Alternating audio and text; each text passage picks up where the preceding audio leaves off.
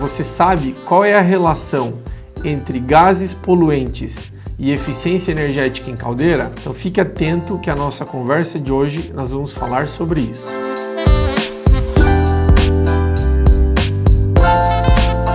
Então, esse tema é muito importante e sempre abordado em todas as indústrias na atualidade. O pilar de sustentabilidade está sendo muito discutido internamente em grandes corporações. Para a gente começar a entender a relação entre gases poluentes e eficiência de caldeiras, a gente precisa entender qual é o mecanismo da combustão, é como a combustão acontece dentro da fornalha de uma caldeira, por exemplo. Então, para a gente entender isso, eu preciso ter em mente que eu tenho um combustível sendo alimentado e ar sendo injetado para realizar essa combustão. E o efeito, o produto que eu vou ter dessa reação química são os gases de combustão, que eu posso ter alguns gases poluentes e outros não. Para a gente saber quais serão esses gases poluentes, quais são os produtos dessa combustão, eu preciso conhecer qual é a composição química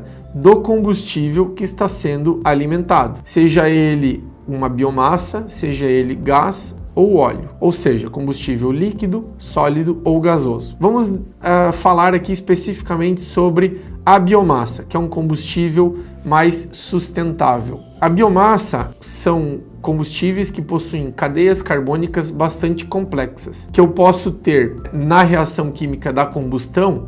Basicamente eu preciso ter um combustível, um comburente e fonte de calor. O combustível é a própria biomassa, o comburente é o gás de combustão e a fonte de calor é a própria temperatura de dentro da fornalha. Então, os produtos que eu vou ter da combustão da biomassa vão ser basicamente o CO2, que é o dióxido de carbono, o CO, que é o monóxido de carbono. Eu posso ter o oxigênio, também residual, em excesso. Tenho o nitrogênio. Posso ter dióxido de enxofre ou monóxido de enxofre. Posso ter os gases NO2, que é o dióxido de nitrogênio, ou NO, que é o óxido de nitrogênio, que a soma dos dois, o NO2 mais NO, forma o que a gente chama de NOx. Eu vou falar um pouco sobre cada um deles. A combustão vai ter como resultado esses produtos. E o que se deseja na combustão é que se faça conversão do oxigênio, que está sendo alimentado pelo ar atmosférico, que tem uma concentração de 20,9%, vamos arredondar para 21%, de uma concentração de mol por mol.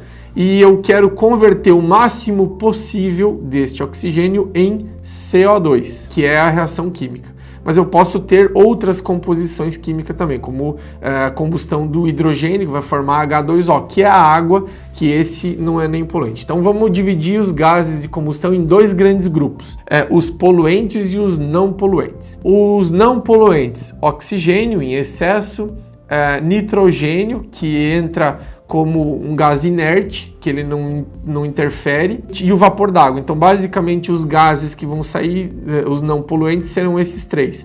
Repito, oxigênio em excesso, nitrogênio, que é um gás inerte, e o vapor d'água, resultante da combustão de hidrogênio.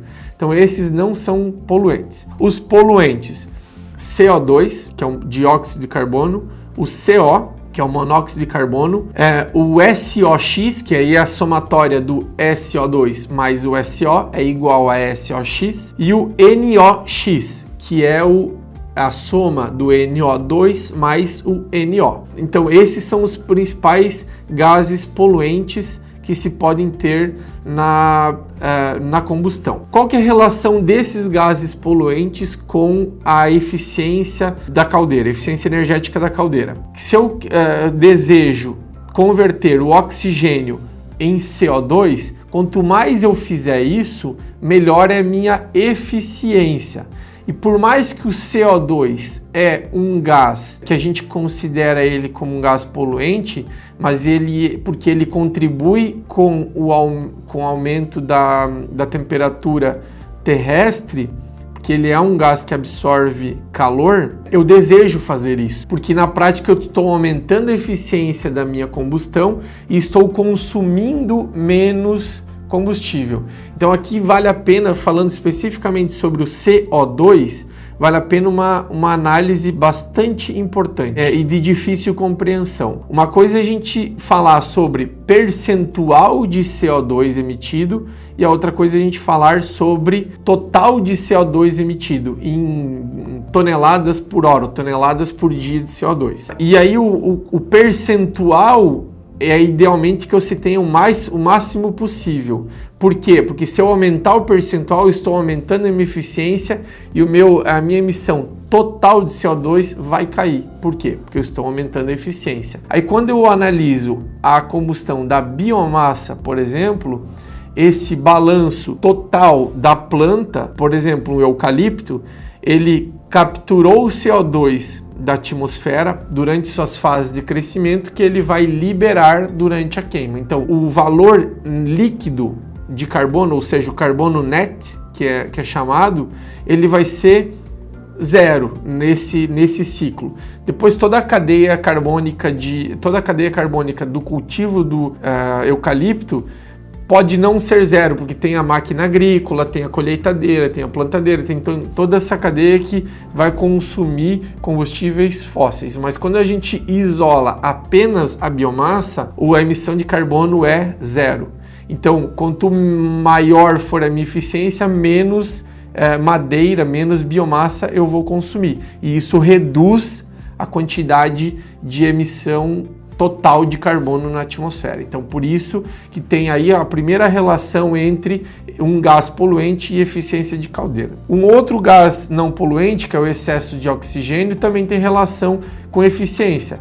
E ao inverso, quanto menor for a emissão de oxigênio na chaminé, melhor é a minha eficiência. Isso significa dizer que eu estou consumindo menos combustível e estou, consequentemente, emitindo menos carbono para a atmosfera. Vamos falar sobre um outro gás poluente, que é o monóxido de carbono, o CO. Esse gás, ele é um combustível não queimado em forma gasosa que está saindo na chaminé. Quanto mais eu tiver emissão de CO, mais combustível está saindo sem queimar pela chaminé. Então, por motivos óbvios, quanto mais baixo for as emissões de monóxido de carbono, melhor é. Mais eficiente a minha caldeira é. Então, qual é a ordem de grandeza?